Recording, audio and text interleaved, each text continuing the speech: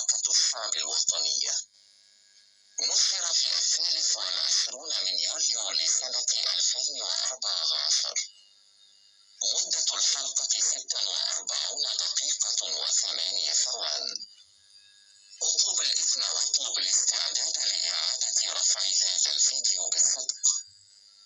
إن شاء الله لا يقلل من محتوى أو معنى أو هدف الفيديو الأصلي الذي هو طويل جدا. إعادة الرفع من الدقيقة 42 دقيقة مساء حتى ينتهي الأمر. قبل وبعد نشكركم. السلام عليكم ورحمة الله وبركاته.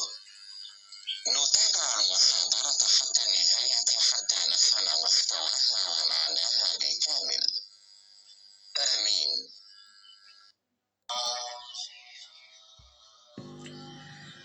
Para muhibbin rahimakumullah. Surat yang pertama di dalam Al-Quranul Karim adalah, kita kenal semuanya sudah, surat Al-Fatihah.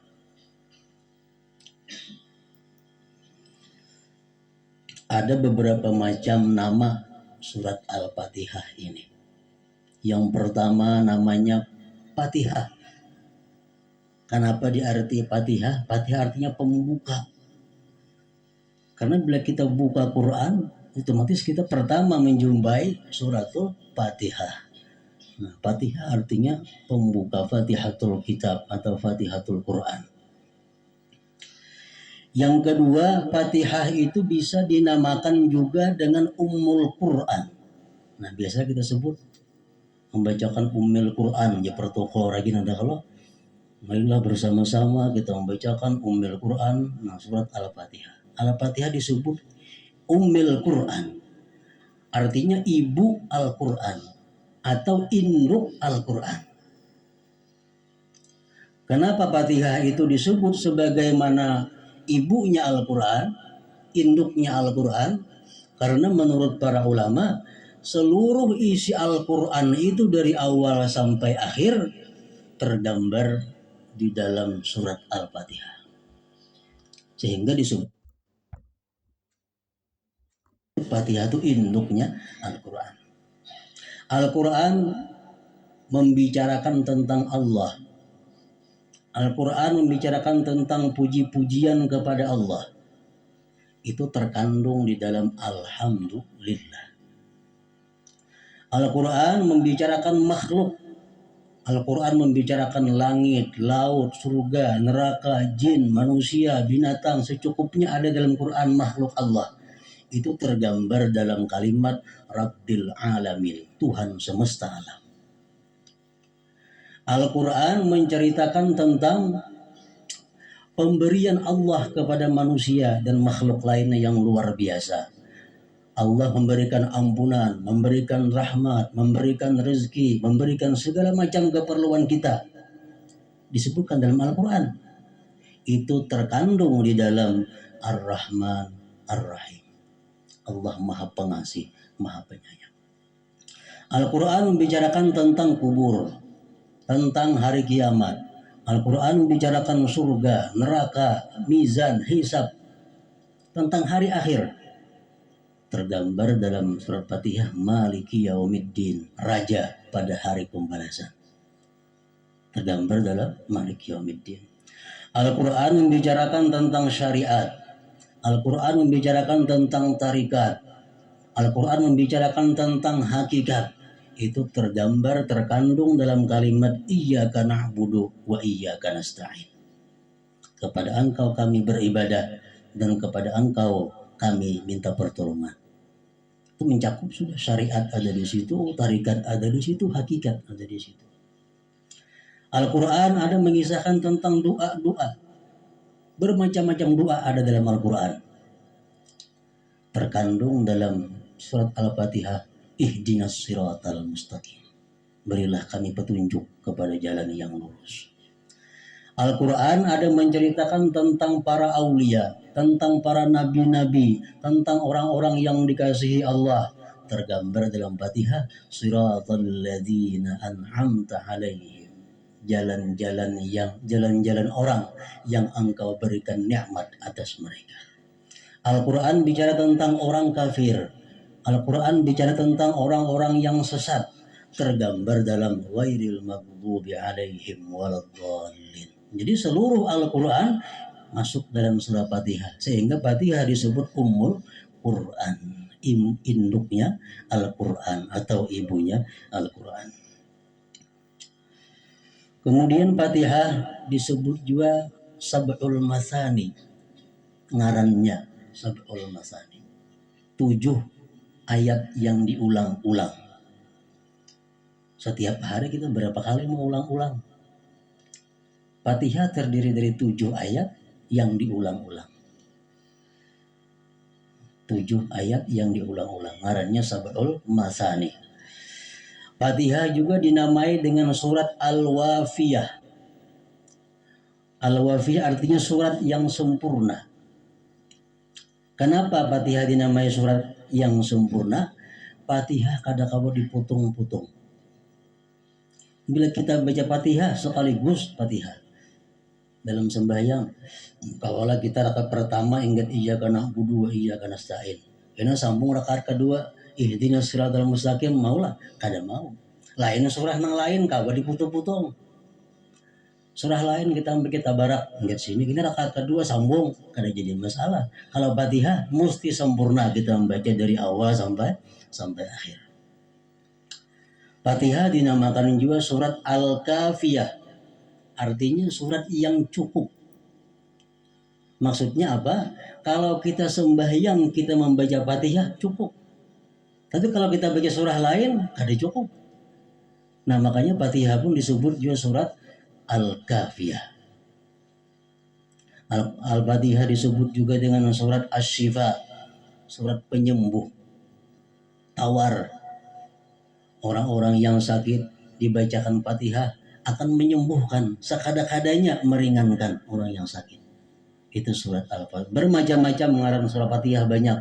Itu menunjukkan kemuliaan dan keagungan surat Al-Fatihah ini. Nah, para muhibbin rahimakumullah. Surat Al-Fatihah terdiri dari 7 ayat. Jadi satu-satunya surah yang wajib dipelajari oleh setiap muslim dan muslimah surah Fatihah. Kenapa? Karena sembahyang kada sah tanpa surat Fatihah. Ayo kada bisa membaca surah Al-Baqarah kada apa-apa. Kada bisa membaca surah Ali Imran kada jadi surah. Tapi kalau membaca surah Fatihah mesti bisa setiap orang muslim dan muslimah. Surat Fatihah terdiri 7 ayat dan 156 huruf. Dihitung dengan tasdid-tasdidnya, dihitung dengan ba'alif maliki yaumiddin 156. Ada yang menghitung 155 karena malinya kada panjang. Maliki yaumiddin itu boleh 2. Kalau kita membaca Fatihah boleh panjang Maliki Yaumiddin.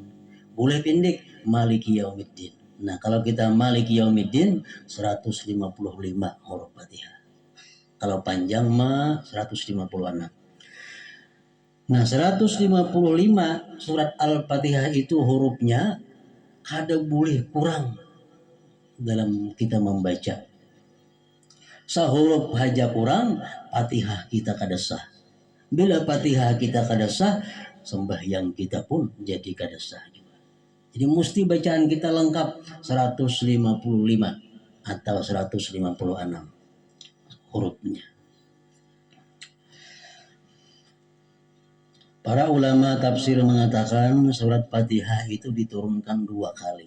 Pertama turun di Makkah dan yang kedua turunnya di Madinah. Satu-satunya surah Al-Quran yang demikian. Jadi surat Fatihah ini bisa disebut surah Makkiyah, bisa juga disebut surah Madaniyah. Kemudian ayat pertama dari suratul Fatihah menurut Imam Syafi'i ialah Bismillahirrahmanirrahim, ayat pertama. Ayat kedua, Alhamdulillahirabbil alamin. Ayat ketiga, Ar-Rahmanir Rahim. Ayat keempat, Maliki Yaumiddin atau pendek Maliki Yaumiddin. Yang kelima, Iyyaka na'budu wa iyyaka nasta'in. Yang keenam, Ihdinas siratal mustaqim. Yang ketujuh, Siratal ladzina an'amta 'alaihim ghairil maghdubi 'alaihim waladdallin. Amin lain. Jadi imam kita Syafi'i menghitung Bismillahirrahmanirrahim itu termasuk ayat daripada suratul Fatihah. Oleh karena itu beliau mewajibkan kalau kita membaca Fatihah pemulaannya mesti Bismillahirrahmanirrahim. Dan kita baca benyaring bila sembahyang benyaring, baca begimit bila sembahyang gimit. Maghrib, Isya, subuh kita baca Fatihah benyaring bismillahnya. Bismillahirrahmanirrahim sama dengan yang lainnya. Karena bismillah ayat daripada Fatihah. Itu imam kita Syafi'i. Adapun Imam Malik, sekedar untuk kita mengetahui, Imam Malik mengatakan bahwa Bismillahirrahmanirrahim itu bukan Al-Quran dan apalagi termasuk ayat dari surah Fatihah. Menurut Imam Malik, Bismillahirrahmanirrahim dalam Al-Quran cuma satu di surah An-Naml. Innahu min Sulaiman wa innahu bismillahirrahmanirrahim alla ta'alu alayya wa atuni muslimin. Itu aja. Lain pada itu bismillah hanya sekedar untuk memisah surah dengan surah yang lain. Jadi menurut Imam Malik, Bismillahirrahmanirrahim itu bukan Al-Quran. Jadi kada boleh dibaca dalam sembahyang. Makanya kada bismillah orang banu. Langsung Allahu Akbar, Alhamdulillahirabbil alamin. Nah itu Imam Malik. Kalau Imam Abu Hanifah mengatakan Bismillahirrahmanirrahim itu Al-Quran, tapi bukan bagian dari Fatihah. Dalam sembahyang dibaca, tapi begimit. Bismillahirrahmanirrahim. Alhamdulillahirabbil alamin. Menyaring alhamdulillah. Bukan ayat dari Fatihah, tapi Al-Quran juga. Bukan ayat dari Fatihah. Dibaca begimit. Kalau mazhab Hambali mengatakan bahwa Bismillahirrahmanirrahim itu ayat daripada Fatihah juga, tapi dibaca begimit. Alhamdulillah mulai benyaring. Nah, kalau kita ke luar negeri misal, kita melihat mendengar imam macam itu, mungkin berlainan mazhab dengan mazhab kita. Nah, jadi masalah kayak apa andai kata kita mau ikut imam, nah imamnya kata bismillah. Bisa kita berjalan ke daerah mana nang orangnya itu mazhab Malik. Mazhab Malik kada membuat bismillah karena itu bukan Quran. Jadi kalau imamnya ini orang mazhab Maliki, Allahu Akbar, Alhamdulillahirabbil alamin. Kita di belakang kayak apa mazhab Syafi'i? Boleh kada mau ikut itu? Pendapat yang mu'tamad dari golongan ulama-ulama Syafi'iyah mengatakan pendapat yang mu'tamad adalah kalau kita mengikut orang itu kita tidak sah sembahyangnya. Kenapa? Karena Fatihahnya kurang seayat. Kada bismillah. Pendapat yang kedua dari mazhab kita Syafi'i mengatakan kita sah aja mengikut orang yang sembahyang meninggal bismillah itu. Nah, terserah aja lagi. Kita ke Makkah misal, kita kadang-kadang kada mendengar imam tuh bismillah, kadang timbul alhamdulillah aja. Nah, kada usah kita basing sembahyang, biarlah umat berjamaah sebab ada aja ulama yang membolehkan demikian itu. Para muhibbin rahimakumullah. Jadi ayat yang pertama daripada Fatihah itu Bismillahirrahmanirrahim. Artinya tahu semua sudah dengan nama Allah yang Maha Pengasih, Maha Penyayang.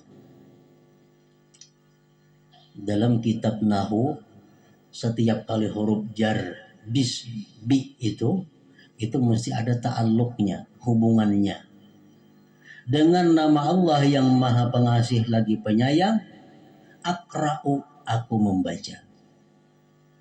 Atau dengan nama Allah yang Maha Pengasih lagi Penyayang, abtadi'u, aku mulai.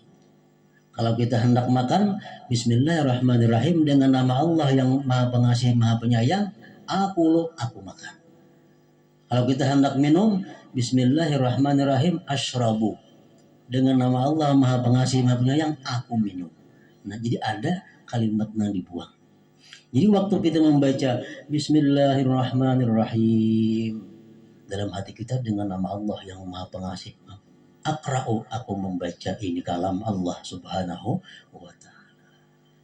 Artinya kita ini bisa membaca, kita ini bisa berdiri, kita ini bisa sembahyang dengan nama Allah yang Maha Pengasih lagi Maha Penyayang. Nah, itu bismillahirrahmanirrahim.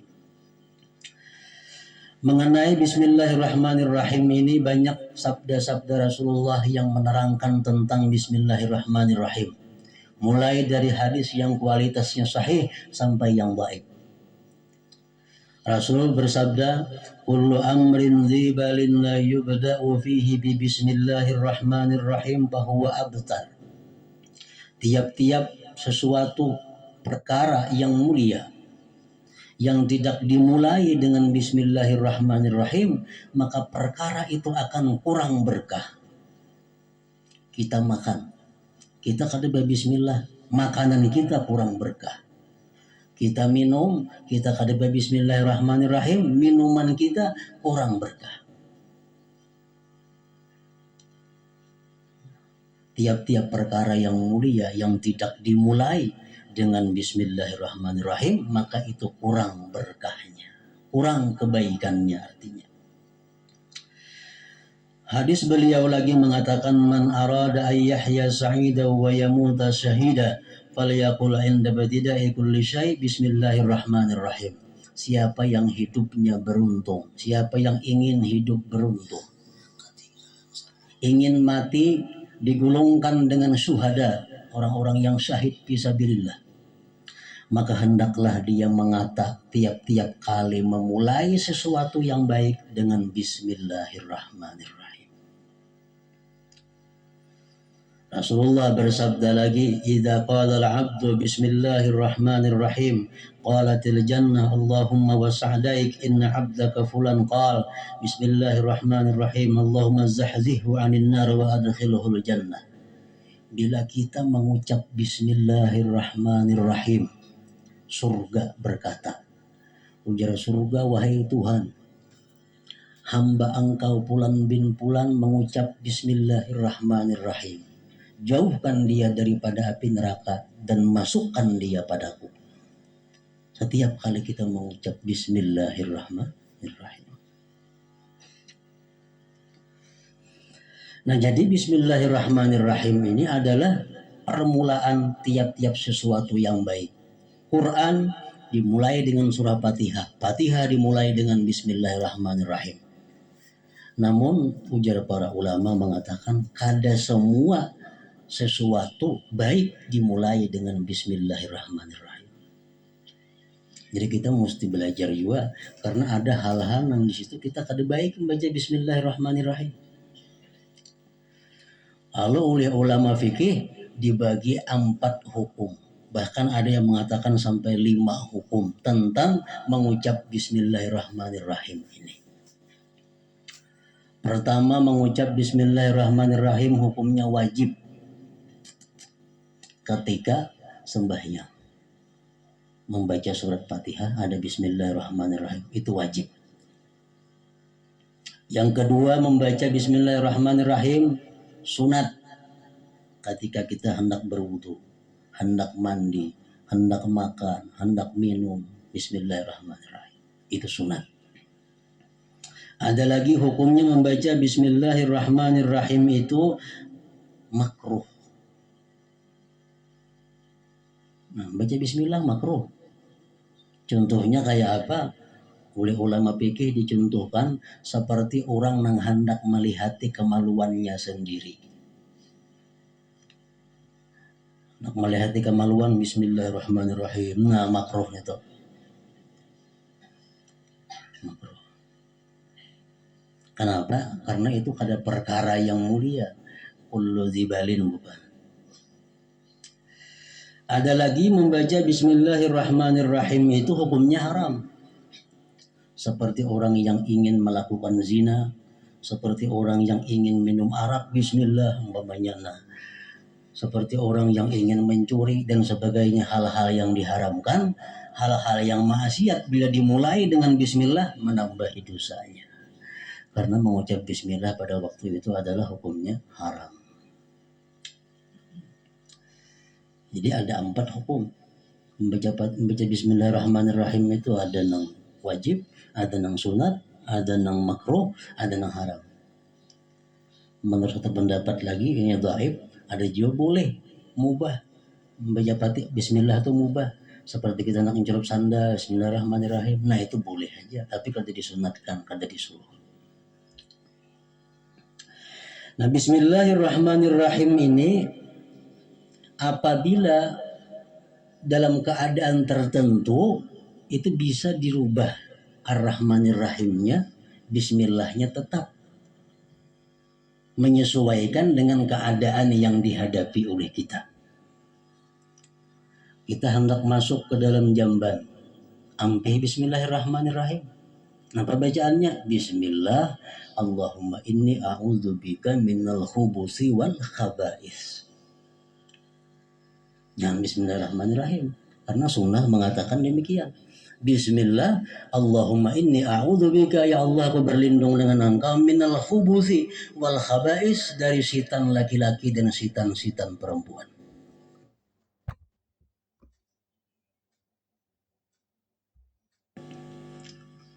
Hanya kita masuk ke dalam jamban, Bismillah. Apa gunanya kita mengucap Bismillah itu hendak masuk ke dalam jamban? Imam Ali bin Abi Thalib karramallahu wajhah mengatakan, pendinding antara syaitan jin dengan aurat kita adalah Bismillah itu. Syaitan ada laki-laki, ada syaitan bini-bini. Kalau kita masuk ke dalam jamban, kita kada Bismillah, syaitan tertawaan.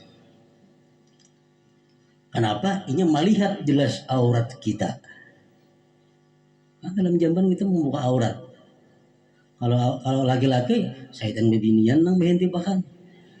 Nah, makanya berlindung dari syaitan laki-laki dan syaitan perempuan. Nah, jadi kalau bini-bini yang masuk pada ke jamban, kada bacaan itu, syaitan lakiannya bagiawan kawan-kawannya. Nah, jadi ujar Sayyidina Ali, pelindung antara mata-mata syaitan dengan aurat itu adalah Bismillah. Amunnya kada hafal Bismillah sekurang-kurangnya. Bismillah, hanya masuk ke dalam jamban. Jangan dalam jambannya, masih di luar jamban membaca Bismillah itu. Bismillah, Allahumma inni a'udzubika minal khubuthi wal khaba'is. Nah, dirubah sudah, jangan Bismillahirrahmanirrahim lagi. Waktu kita hendak bersetubuh, disunatkan oleh agama, dipraktikkan oleh Rasulullah, kita membaca Bismillah. Tapi jangan lagi Bismillahirrahmanirrahim. Bismillah, Allahumma jannibna syaitan wa jannibi syaitan ma razaqtana. Ini sunat kifayah. Bila laki-laki sudah membaca, nang bini biar kada apa-apa. Bila nang bini membaca, nang laki kada apa-apa, kada usah. Karena itu kalau kedua-duanya baik lagi. Cuma kada Bismillahirrahmanirrahim, Bismillahnya aja dipakai, disambung lawan keadaan doa yang cocok untuk itu. Apa gunanya orang yang hendak bersetubuh itu membaca Bismillah sampai seterusnya tadi? Hadis Rasulullah mengatakan yang ditafsirkan oleh para ulama, pertama gunanya, kalau orang bersetubuh itu membaca Bismillah sampai habis tadi, dia terhindar daripada syaitan. Karena syaitan itu kalau kita berhubungan dengan istri, syaitan itu duduk di ujung kemaluan kita. Jadi andai kata itu nantinya menjadi anak ini ada saham dari syaitan. ada sahab dari syaitan. Makanya anak nang kada karuan tampuh kelakuannya macam syaitan. Itu mungkin waktu itu kada membaca bismillah Allahumma jannibna syaitan wa jannibis syaitan ma razaqtana. Pertama itu. Yang kedua, andai kata itu nantinya dijadikan oleh Allah anak, maka anak ini akan selamat daripada murtad. Anak ini akan selamat daripada kafir. Dua. Yang ketiga, andai kata itu ditakdirkan menjadi anak, maka ditulis kebajikan kepada orang tuanya itu sebilangan napas ini anak sampai inya mati. Nah, berapa napas? Kekanakan sampai tua. Setiap kali inya napas, kuitannya dapat pahala. Kenapa? Karena waktu itu membaca bismillah Allahumma jannibna syaitan wa jannibis syaitan ma razaqtana. Yang keempat, bila kita membaca itu sampai kita mandi janabah, ditulis kebaikan. Misal kita sejam, 2 jam hanya mandi janabah, 2 jam itu ditulis sebagai kebaikan. Nah, ini untungnya orang yang mengamalkan sunnah Rasulullah Sallallahu Alaihi Wasallam. Cuma jangan lagi Bismillahirrahmanirrahim bacaannya Bismillah Allahumma ila akhir sampai akhir tadi. Nah, kemudian orang hendak berkendaraan, ada lagi Bismillahirrahmanirrahim. Cukup dengan Bismillah walhamdulillah. Bismillah walhamdulillah, naik kendaraan. Setiap langkah kuda nang kita tunggang dicatat amal kebaikan untuk kita. Orang dahulu kuda. Wah, ini mungkin setiap gulungan ban itu kita dapat kebaikan. Karena kita kendaraan. Kalau kita naik kendaraan mengucap bismillah walhamdulillah. Kita hendak guring. Jangan bismillahirrahmanirrahim. Nabi kita mengajarkan bismikallahumma ahya wa amut. Guring kita. Supaya apa? Supaya andai kata kita mati dalam guring, kita mati dalam keadaan husnul khatimah. Itu gunanya hendak guring membaca bismikallahumma ahya wa amut. Artinya apa? Akhir kalam kita dalam alam jaga ini adalah kalimat bismikallahumma ahya wa amut. Kalau kita mengamalkan itu nantinya kita ada harapan karena akhir kalam ini, di akhir umur mengucap kalimat la ilaha illallah. Karena mulai wahai ini sudah membiasakan hendak guring bismikallahumma ahya wa amut itu. Nah, kemudian lagi kita hendak berbaju, hendak berpakaian, bukan bismillahirrahmanirrahim. Apa bacaannya hendak berpakaian biasa? Bismillah Allahumma inni as'aluka min khairihi wa khairi ma huwa lahu wa a'udzubika min syarrihi wa syarri ma huwa lahu. Insyaallah pakaian yang kita pakai ini mendapat berkah dari Allah Subhanahu wa taala. Nah, jadi berbagai macam hadis yang menyebutkan tentang keutamaan bismillah itu. Selengkapnya bismillahirrahmanirrahim. Nah, jadi dalam hal ini bahwasanya bismillahirrahmanirrahim itu merupakan satu ayat daripada 7 ayat surat Fatihah. Ketinggalan sehuruf aja Fatihah kita kada sah. Bila Fatihah kada sah, otomatis sembahyang kita pun kada sah. Nah, selanjutnya ayat yang kedua daripada surat Al-Fatihah itu adalah alhamdulillah.